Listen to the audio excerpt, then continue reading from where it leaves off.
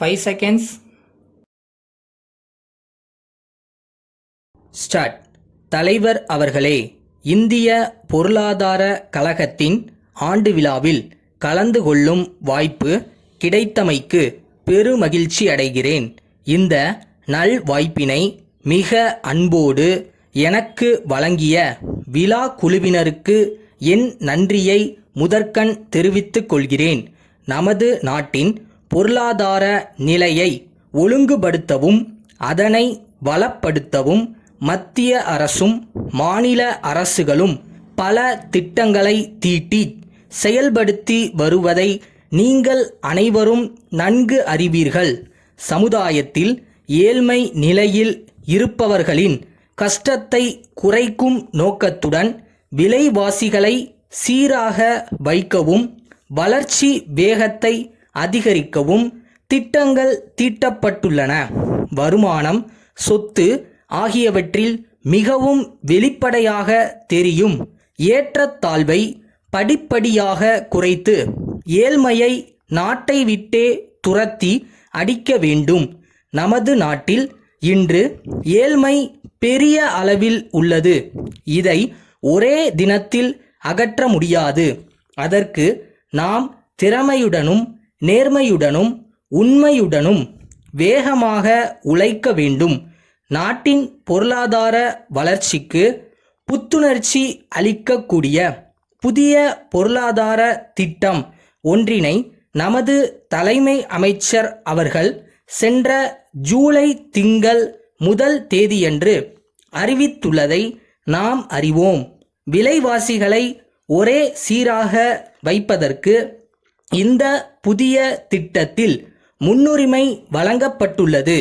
அவசியமான பொருள்களின் விலைவாசிகள் ஏற்றத்தால் மிகவும் பாதிக்கப்படுபவர்கள் விவசாய தொழிலாளர்களும் நிலையான வருவாய் பெறுபவர்களும் தான் என்பதை நாம் அனைவரும் அறிவோம். விலைவாசிகள் விஷம் போல் ஏறிக்கொண்டிருக்கும் சூழ்நிலையில் பண வீக்கத்தை கட்டுப்படுத்துவதுதான் முக்கிய நடவடிக்கையாகும் என்று தலைமை அமைச்சர் அவர்கள் கூறுவதில் வியப்பொன்றும் இல்லை.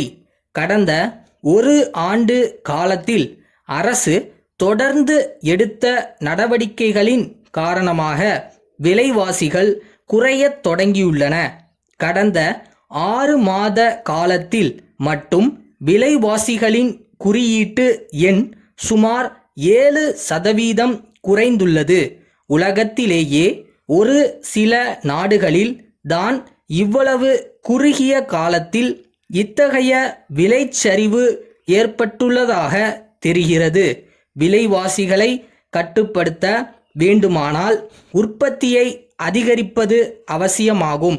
அத்துடன் சரியான கொள்முதல் நடவடிக்கையும் சரியான விநியோக முறையும் மேற்கொள்ளப்பட வேண்டும். உற்பத்திக்கு தடையாக மின் விசை தட்டுப்பாடு இருந்து வந்தது. ஆனால் இந்த ஆண்டு மின் விசை உற்பத்தி 20% அதிகரிக்கும் என்று எதிர்பார்க்கப்படுகிறது. இத்துடன் தொழில் வளர்ச்சிக்கு தேவைப்படும் நிலக்கரி, இரும்பு போன்ற கனிப்பொருள்களின் விநியோகமும் அதிகரித்துள்ளது. வரும் ஆண்டில் இது தொடர்ந்து அதிகரிக்கும் என்று நம்பப்படுகிறது. தொழிலாளர்களும் நிர்வாகத்தினரும் ஒத்துழைத்து தொழில் உறவு சுமூகமாக இருப்பதற்கு வகை செய்ய வேண்டும். தொழில் லைசன்ஸ்கள் வழங்குவதில் காலதாமதத்தை குறைப்பது, தொழில் முதலீடு பற்றிய நிபந்தனைகளை தளர்த்துவது போன்றவைகளிலும் தனி கவனம் செலுத்தப்படும் என்று உறுதியளித்து தங்களிடமிருந்து விடைபெற்று கொள்கிறேன். சென்னை திருவள்ளுவர் கைத்தறி உற்பத்தி நிறுவனத்தின் உரிமையாளரிடமிருந்து திருச்சி சிந்தாமணி சிறப்பு அங்காடி மேலாளருக்கு அன்புடையீர். தாங்கள் எழுதிய 1ஆம் நாளிட்ட கடிதம் வரப்பெற்றோம். மிக்க நன்றி. நாங்கள் அண்மையில் தயாரித்து விற்பனை செய்து கொண்டிருக்கும் வண்ண துணிகளின் விவரங்களை தங்களுடைய பார்வைக்கு கொண்டு வருவதில் நாங்கள் பெருமகிழ்ச்சி அடைகிறோம். இந்த வகை துணிகள் நவீன முறையிலும் குறைந்த விலையிலும் தயாரிக்கப்பட்டுள்ளது. அயல் நாட்டு ஏற்றுமதிக்கென்றே இந்த வகை துணிகள் தயாரிக்கப்படுவதால் அவைகளின் தரம் சிறந்த முறையில் அமைய நாங்கள் கண்ணும் கருத்துமாக இருக்கிறோம். இப்பொழுது இத்துணிகளுக்கு உள்நாட்டிலும் நல்ல கிராக்கி ஏற்பட்டு வருவதை தாங்கள் அறிவீர்கள்.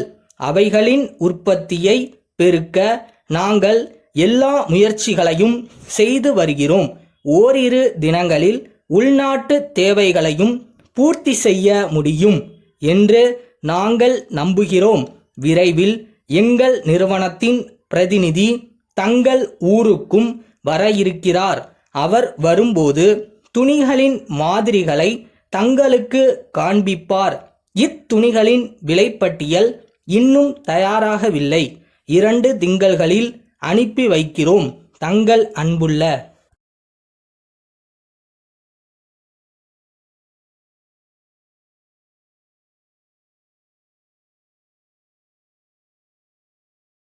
கஷ்டமாக தான் இருக்கு. அதுக்காக அப்படியே விட போறியா? இது உன் வாழ்க்கை. உன்னால மட்டும்தான் மாற்ற முடியும்.